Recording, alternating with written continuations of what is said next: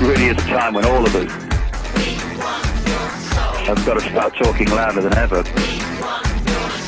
The engineered implosion of the economy.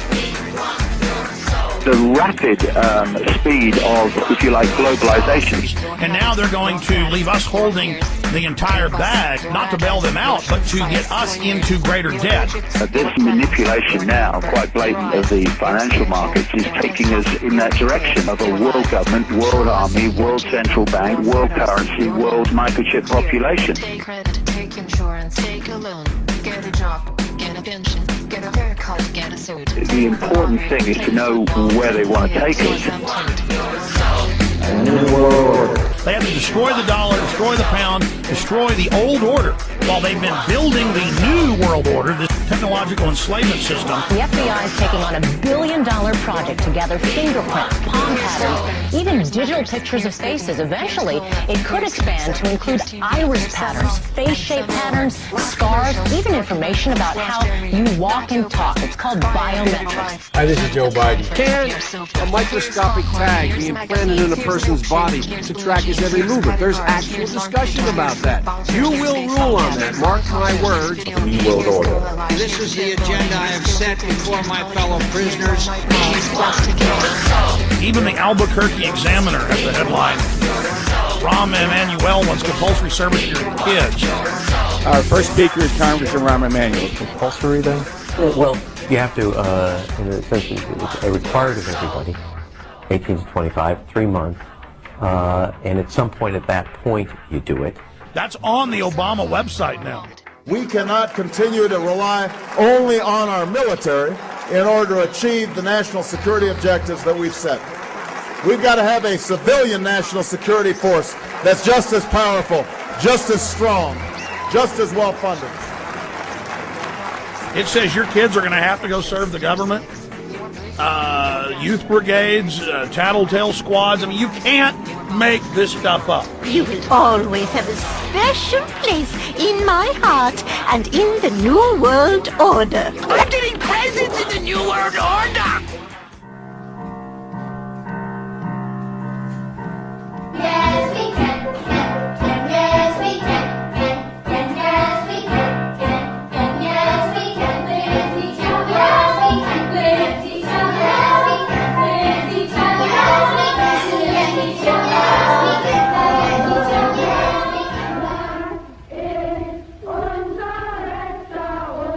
other. I think after 9/11, my friends, instead of telling people to go shopping or take a trip, we should have told Americans to join the Peace Corps, AmeriCorps, the military, expand our volunteers. If it's bad now, what is it going to be like for our children and our grandchildren? They're going to have to live most of their lives in this Orwellian nightmare that is moving so fast. They're not even going to live, David. They're not even going to live. In fact, you've written about this before I was even on the scene, but I want you to get into the population plan. Open UN biological diversity assessments. Open government plans, PDDs, State Department Memorandum 200, the Royal Commission on Population. World government is only a means to an end. They want to also create World War III, global conflict, to create the fear. They unfreeze societies with crisis and fear because societies are normally rigid. People like the status quo. But they say it's a danger because they, when things are unfrozen, can mold things the way they want, but also the resistance can mold things. And so this is that window, the enemy's window, our window. That's why all of you have got to shine brighter than ever. We've got to get to the point now where we say, what the heck are we going to do about it? And we have to stop being divided and ruled by the fault lines of religion and class and income bracket and culture and country. We've got to start getting organized. And what we need is to stop cooperating with our own enslavement. We really got to start moving from just understanding more about the game and the situation we face to doing something about it. Start a blog, call into a talk show, go to a city council, say no. I mean, I'm not saying climb up a pole at night and beat a camera up with a baseball bat. I'm not saying go up on a corporate billboard and spray paint Infowars.com or DavidIke.com. I'm not saying go that far like the founding fathers would have, David. to start doing this. Otherwise, we're just going to complain and moan and basically watch the prison being built, and more knowing it's being built and understanding how it's built, but actually still not intervening in the process of it being built. Here's a quick example. I remember like 8 years ago, it was in Louisiana, big 5A school, and they just said, you've all got to wear ID badges around your neck.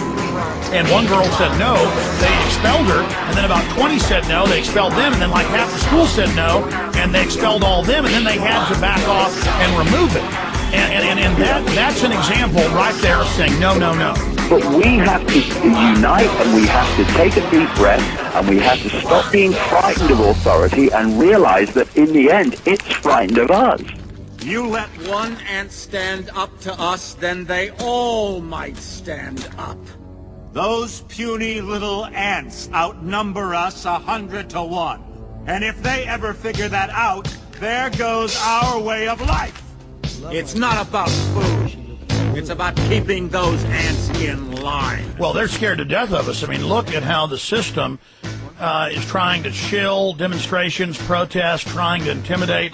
And now everybody can see that we're being looted, that the Treasury's being robbed, that trillions in debt's being piled on all our names, and it's an illegitimate, fraudulent debt, and there's no discussion in the corporate media of any of these criminals even being investigated or going to jail. Once people start to see the dots connected, this apparently bewildering, confused, impossible to fathom Makes world total sense. starts to make sense.